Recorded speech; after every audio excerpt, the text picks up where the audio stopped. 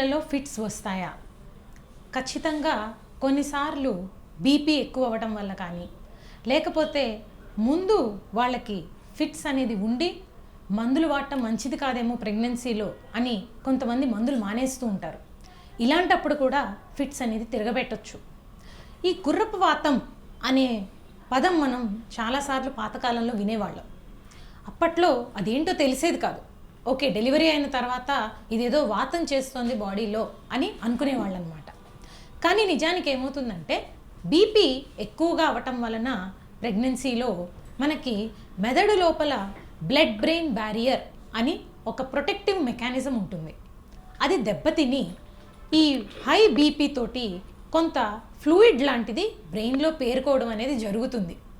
దీన్నే ఎక్లాంప్సియా లేదంటే కనుక పోస్టీరియర్ రివర్సిబుల్ ఎన్సెఫలోపతి సిండ్రోమ్ అని పిలుస్తూ ఉంటారనమాట. లక్కీగా నేను న్యూరాలజీ కోర్స్ చదివే టైంలో స్టూడెంట్గా ఉన్నప్పుడు ఒక థీసిస్ అనేది చేయాల్సి వస్తుంది.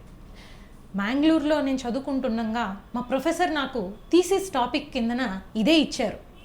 నేను భయపడిపోయాను.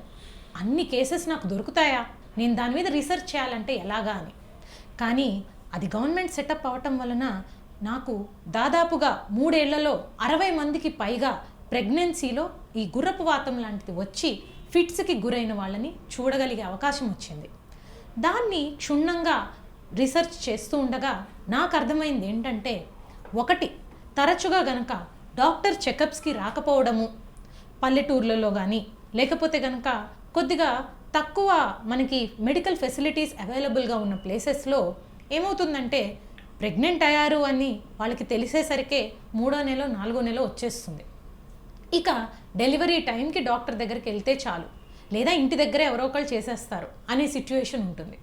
ఇలాంటప్పుడు ఏమవుతుందంటే వాళ్ళకి అసలు హై బీపీ ఉందా, హై షుగర్ ఉందా, ఎలాంటి సమస్యలు ఉన్నాయి బిడ్డకి కానీ తల్లికి కానీ అనేది ముందుగా వాళ్ళకి తెలియకపోవటం వలన కరెక్ట్గా ప్రెగ్నెన్సీ టైంలో అనేది బీపీ బాగా పెరిగిపోయి ఫిట్స్ రావటం చూస్తూ ఉంటాం అన్నమాట.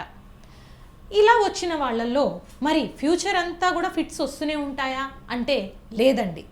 చాలా తక్కువ మోతాదులో ఇది కనుక సివియర్ డిసీజ్ కిందన వాళ్ళకి బ్రెయిన్ బాగా డ్యామేజ్ జరిగితే మాత్రమే 1 to 2% మందిలో జీవితకాలం పాటు ఫిట్స్ రావడం, మందులు వాడాల్సి రావడం అనేది గమనిస్తూ ఉంటాం.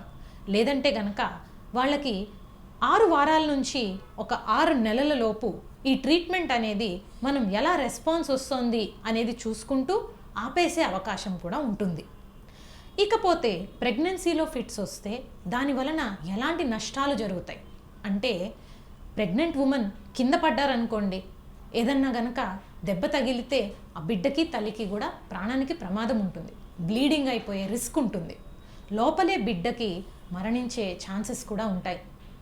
తరచుగా ఫిట్స్ వస్తూ ఉంటే తల్లి మెదడే కాకుండా బిడ్డకి వెళ్ళే ఆక్సిజన్ సప్లై కూడా కట్ ఆఫ్ అయిపోయే ఛాన్సెస్ ఉంటాయి. సో వాళ్ళు మెదడు సరిగా ఎదుగుదల లేకుండా అలా నరాల సమస్యలతో పుట్టే అవకాశం కూడా ఉంటుంది. అందుకనే ఫిట్స్ రాకుండా మనం ఆ సమయంలో తీసుకోవాల్సిన హెల్త్ జాగ్రత్తలన్నీ తీసుకోవాలి.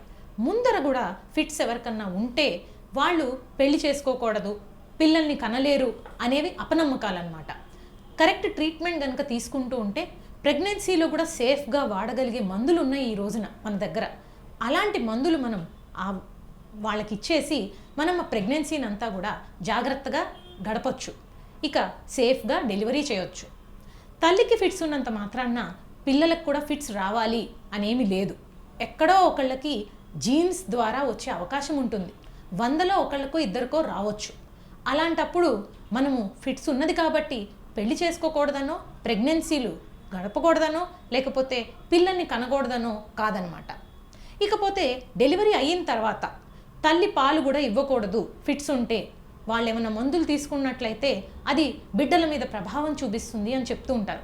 అది కూడా అబద్ధం అండి. సో మనకి ఆ సమయంలో కూడా ఏ మందులైతే కనుక పిల్లలకి ఎఫెక్ట్ చూపించవో, సైడ్ ఎఫెక్ట్స్ రావో అలాంటిది ప్రిస్క్రైబ్ చేసి జాగ్రత్తగా మనం ఆ పేషెంట్ని బయటికి తీసుకురావచ్చు అన్నమాట. సో ఈ ఫిట్స్ ఉన్న వాళ్ళు ప్రెగ్నెన్సీ ప్లాన్ చేసే ముందర, ప్రెగ్నెన్సీ అంతా కూడా డెలివరీ అయిన తర్వాత కూడా ఒక నిపుణులైన న్యూరాలజిస్ట్ పర్యవేక్షణలో కానీ, ఎపిలెప్టాలజిస్ట్ లేదా ఒక ఫిజిషియన్ ఒపీనియన్ కానీ తీసుకుంటూ కరెక్ట్ మందులు అనేది వాడుతూ జాగ్రత్తలు తీసుకుంటే ఈ ఫిట్స్ బారి నుంచి, గుర్రపు వాతం లేదా ఎపిలెప్సీ, ఎక్లాంసియా వీటన్నిటి నుంచి కూడా హ్యాపీగా రికవర్ అవ్వచ్చు అన్నమాట.